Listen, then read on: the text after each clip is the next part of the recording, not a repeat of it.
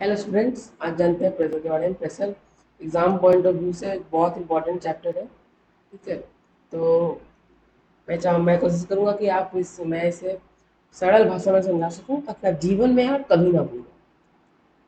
आप भी ध्यान देकर सुनिएगा। तो ये सबसे पहला हम टर्म जहाँ पे पढ़ेंगे वो है थ्रस्ट। थ्रस्ट क्या है? तो ये थ्रस्ट क्या है, मैं एग्जाम्पल देकर समझाता हूँ। मान लो ये एक दीवार है और दीवार में आपको कुछ टांगना है, तो आपने कील ठोका ही होगा या देखा ही होगा किसी ठोका होगा। ऐसे हर समय आप देखोगे कील ठुका हुआ होगा। कभी भी आपने नहीं देखा होगा कि ऐसे कील ठुका है या फिर कील ऐसे करके ठुका है। हर समय कैसे रहता है? ऐसे ऐसे करके ही खुला रहता है। तो ये देखिए परपेंडिकुलर डायरेक्शन में सीधा है, तो सीधे फोर्स को ही थ्रस्ट कहते हैं। बस सरल भाषा क्या है, सीधे फोर्स को ही थ्रस्ट कहते हैं। कुछ डरने की जरूरत नहीं, बहुत आसान चीज है। ठीक है, का क्या काम है? सीधे फोर्स को, force acting on perpendicular direction. अगली बात देखिए,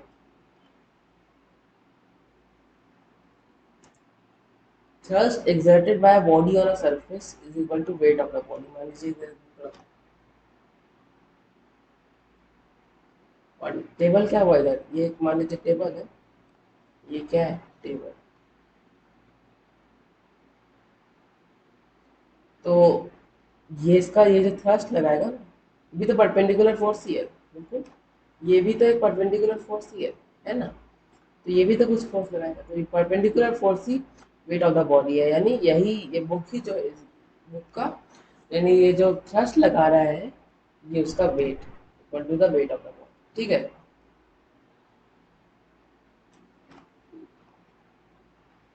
चलिए आगे बढ़ते हैं। अब ये इंपॉर्टेंट पॉइंट आप नोट कर सकते हैं। अगला है कि थ्रस्ट एक वेक्टर क्वांटिटी। अब वेक्टर क्वांटिटी क्या होता है, इससे आप बहुत अच्छे से अवगत हो। वेक्टर क्वांटिटी क्या होता है? वेक्टर क्वांटिटी में फिर से आपको याद दिला दूं, वेक्टर क्वांटिटी में डायरेक्शन भी रहता है। ठीक है, वेक्टर क्वांटिटी में डायरेक्शन भी रहता है जो कि स्केलर क्वांटिटी में नहीं रहता। वेक्टर क्वांटिटी में डायरेक्शन भी रहता है जो स्केलर क्वांटिटी में नहीं रहता। अगली बात इसका एसआई यूनिट क्या होता है? ये इसका एसआई यूनिट होता है न्यूटन। और एक newton is equal to 10⁵ dyne. ठीक है, 10⁵ डाइन। एक newton is equal to 10⁵ dyne. इसे याद रख लीजिए, आपको जीवन भर काम आएगा। ठीक है, बहुत काम आएगा, इसे याद करके रख लीजिए।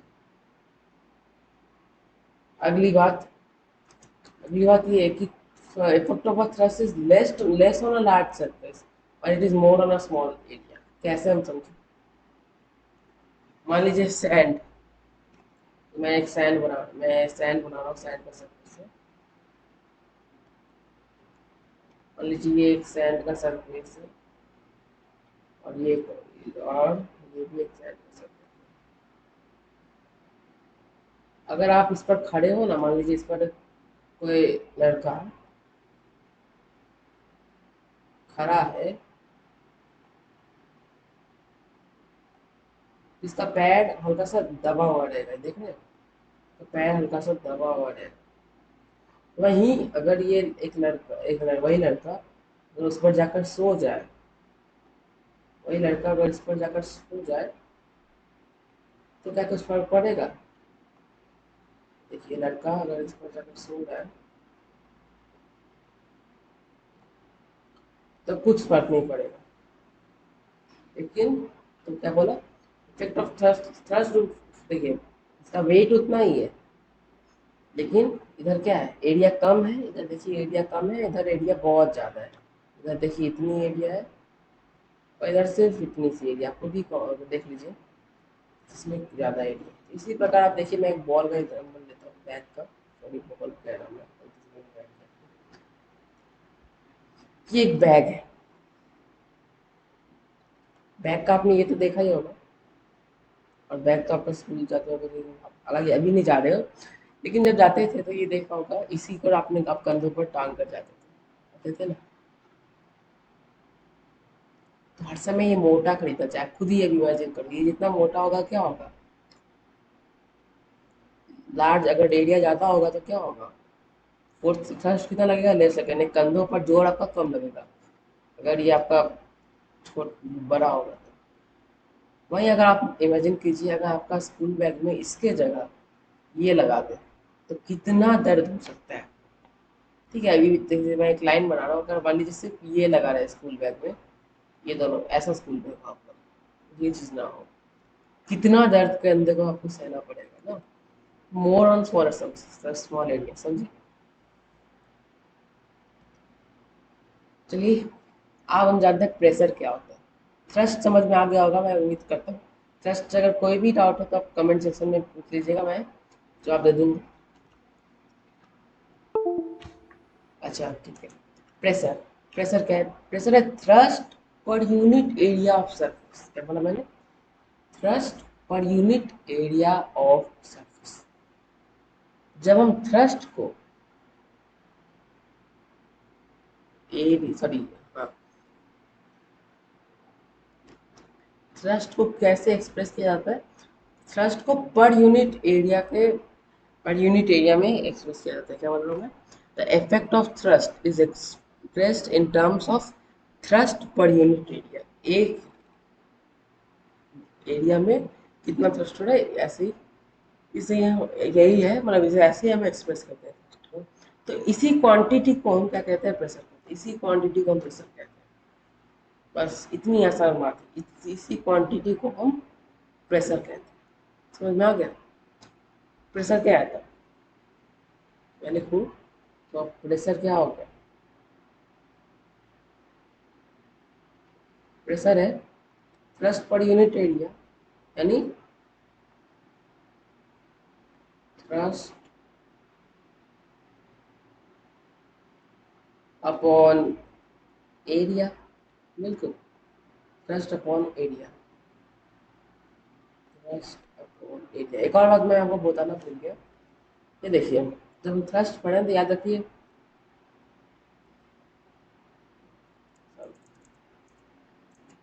एक सेकेंड, जब हम थ्रस्ट पढ़े तो मैं आपको एक बात बताना भूल गया कि अगर भले ये परपेंडिकुलर फोर्स परपेंडिकुलर डायरेक्शन में एक्ट कर रहा हो, लेकिन है तो आखिर में फोर्स ही ना। ये देखिए, है तो आखिर में फोर्स ही। और फोर्स का ऐसा यूनिट होता है न्यूटन, इसका भी ऐसा यूनिट न्यूटन। ठीक है, तो चाहे आप कुछ भी बोलो, है ये एक फोर्स, सिर्फ इसका अंतर इतना ही है कि एक परपेंडिकुलर डायरेक्शन में एक्ट करता है। उसी तरह इधर देखिए, तो इसलिए मैंने थ्रस्ट को यहाँ पर एफ लिख सकते हैं। थ्रस्ट एफ फोर्स ही आखिर में, और एरिया है। प्रेशर है स्केलर क्वांटिटी, यानी इसमें कोई भी डायरेक्शन की जरूरत नहीं पड़ती, हम डायरेक्शन नहीं दिखाते हैं। ठीक है, क्या बोला मैंने? प्रेशर है स्केलर क्वांटिटी, इसलिए हमें कोई भी डायरेक्शन दिखाने की जरूरत नहीं पड़ती है। और इसका ऐसा यूनिट है न्यूटन पर मीटर स्क्वायर और पैस्कल। कैसे कैसे हम मान लें कि इसका आंसर है न्यूटन पर मीटर स्क्वायर। मैं एक बार फॉर्मूला लिख रहा हूँ। Pressure is equal to force upon area. ठीक है, pressure is equal to force upon area. अब देखिए प्रेशर इज इक्वल टू क्या होगा। अब याद है, इसे कॉपी कर ले कैसे आ रहा है, तो क्या समझ आओगे तो खुद से भी कर लोगे।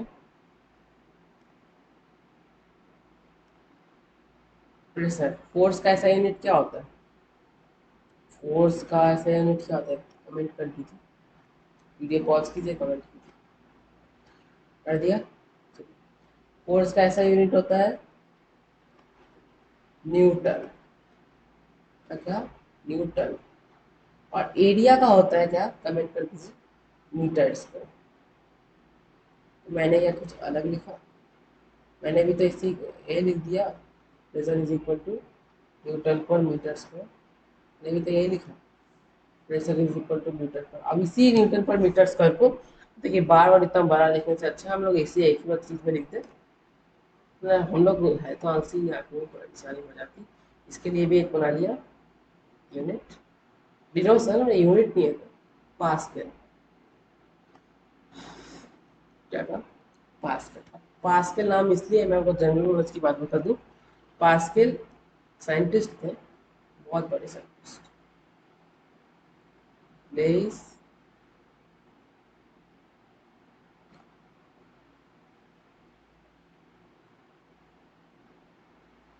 पास्कल उन्हीं के नाम पर रखा है, या पास्कल, ठीक है।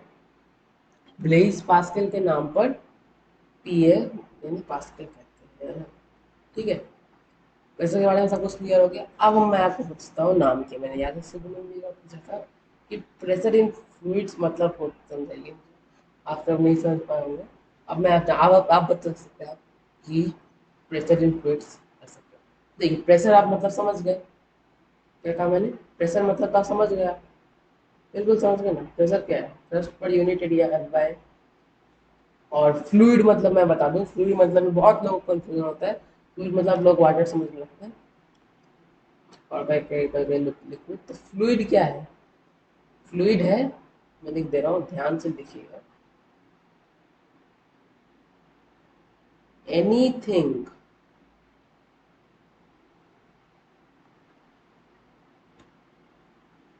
दैट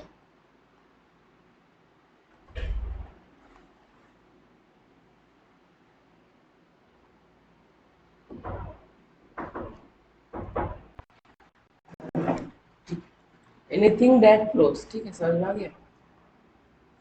अब देखिए इसका मतलब ये तो नहीं कि सिर्फ वाटर ही फ्लो करता है, गैस भी तो फ्लो करता है। तो सारे जो भी लिक्विड, ऑल लिक्विड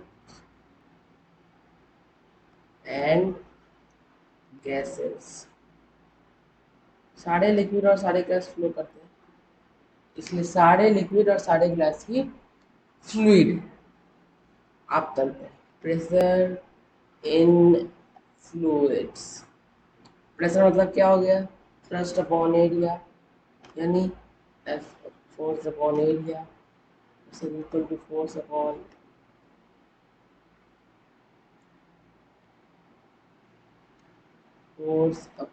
एरिया।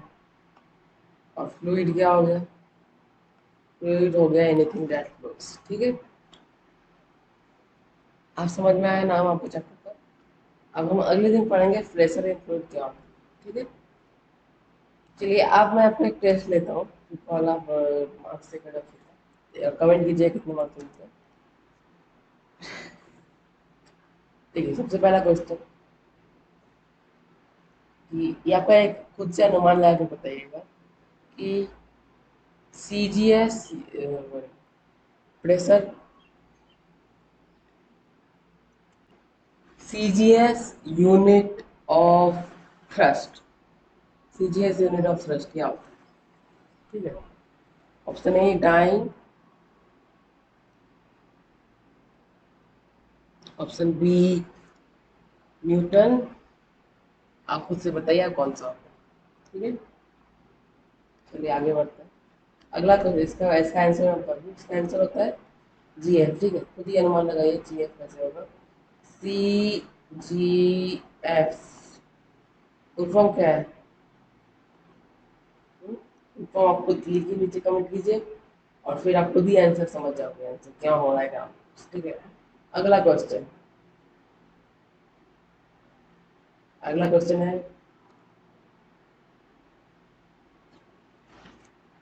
अगर फोर्स है 10 न्यूटन और एरिया है आपका 40 मीटर, तो प्रेशर क्या होगा। इसका आंसर आप कमेंट करके बताइएगा, बहुत ईजी सम है, इतना ईजी सम नहीं देगा आपको, हालांकि फिर भी मैं पूछ रहा हूँ, ठीक। अगला question, which one of the following is correct formula of force, ठीक है। सबसे पहला P is equal to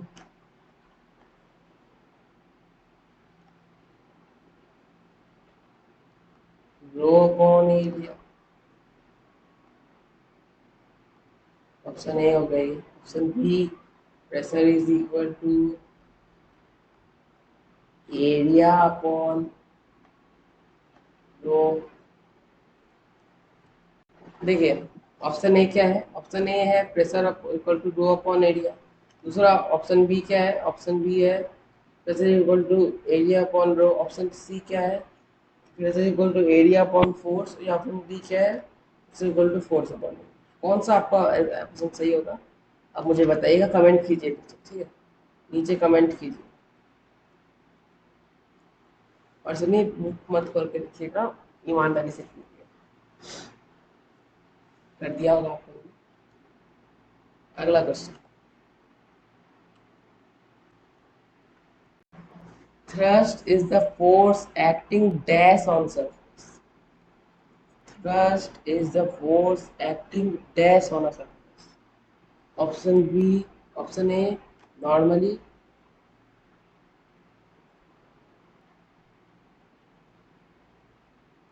Option B, perpendicularly. Perpendicular, perpendicular. और ऑप्शन सी, तीन ऑप्शन है, मैं ऑप्शन ए दे रहा हूँ।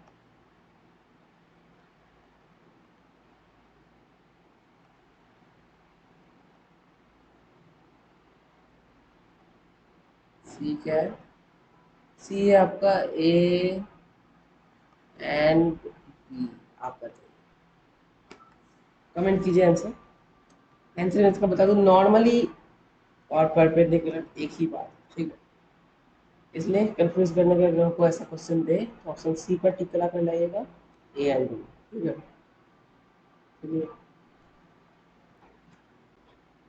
Pressure is a dash quantity, scalar vector, scalar या vector, option A option B. Option A है, मैं शॉर्ट फॉर्म में लिख दे रहा हूँ, स्केलर। ऑप्शन बी है वेक्टर।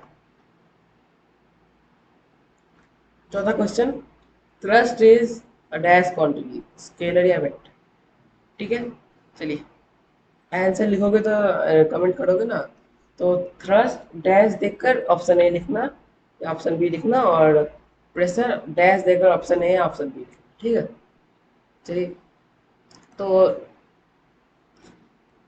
देखिए, खुद से देखिएगा कितना मार्क्स आता है। अगर आप 80% पाते हैं तो बहुत अच्छी बात है, कम से कम 80%।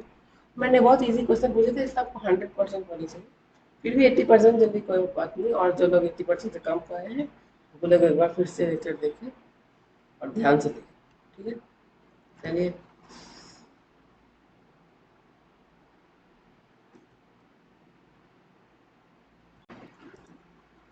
तो आज का लेक्चर हम यहीं खत्म करते हैं, और बहुत देखने के लिए बहुत बहुत शुक्रिया। और अगर आपको पसंद आई होगी लेक्चर तो सब्सक्राइब और लाइक कीजिएगा, ठीक है। अगले लेक्चर में हम पढ़ेंगे प्रेशर एंड फ्लूइड के बारे में। देखिए, प्रेशर एंड फ्लूइड क्या होता है, मैं आपको एक हल्का सा झलक दे देता हूँ फ्लूइड में कैसा प्रेशर होता है। मान लीजिए ये कटोरी है, सर ये एक बीकर है। तब अभी इतना समझ के रख लीजिए कि यहाँ पर पानी मान लीजिए भरा हुआ है पूरा।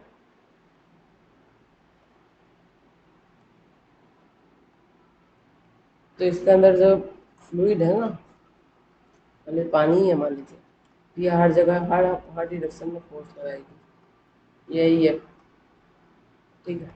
हर डिरेक्शन में फोर्स लगाएगी,